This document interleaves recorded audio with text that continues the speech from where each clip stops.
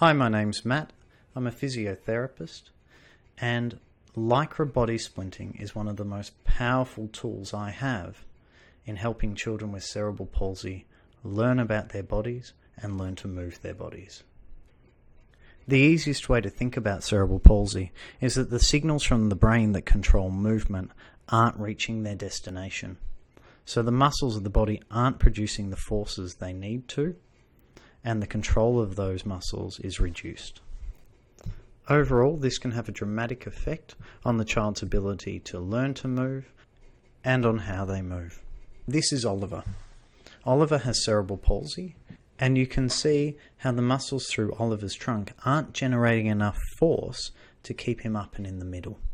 You can see that his body looks asymmetrical, that his trunk and his spine is collapsing down to the left, bringing his shoulders across to the left and his head across to the left. You can see he's having difficulty concentrating on what's occurring.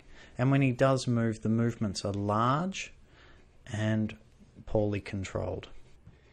In you and I, our trunk muscles work together in order to give us a stable and symmetrical core. And when these aren't working effectively, it has implications across all movements, including sitting, standing and walking, using our hands, eating and drinking, and communicating. You can see even when we apply splints to Oliver's legs and arms that his trunk is still affected. In this case, the spine is collapsing backwards, rounding his back and bringing his shoulders forward. And when Oliver's sitting on a stool, you'll watch how he'll push through his feet in order to try and stabilize himself.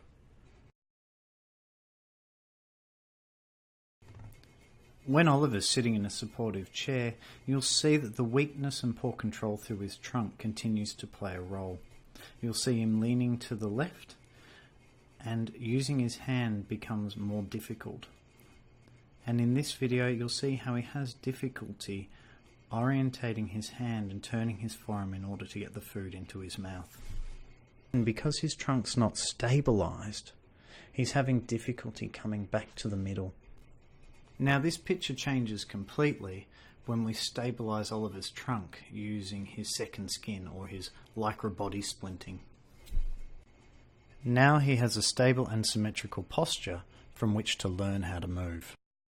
The splint has been custom designed for Oliver to bring him to the middle, to help control his pelvis and shoulders and to give him a really stable base of support.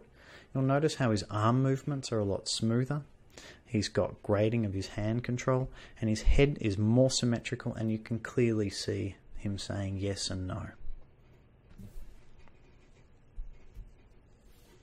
He's now able to use his hand to actually point in his communication book to get his communication message across.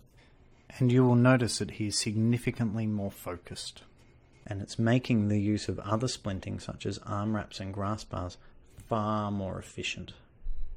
You'll notice his ability to chew, his jaw stability, and although not shown here, his ability to use his voice and to speak increases dramatically.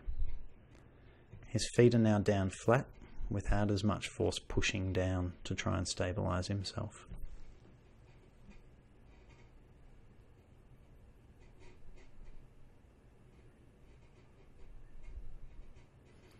And his ability to bring food to his own mouth has improved dramatically.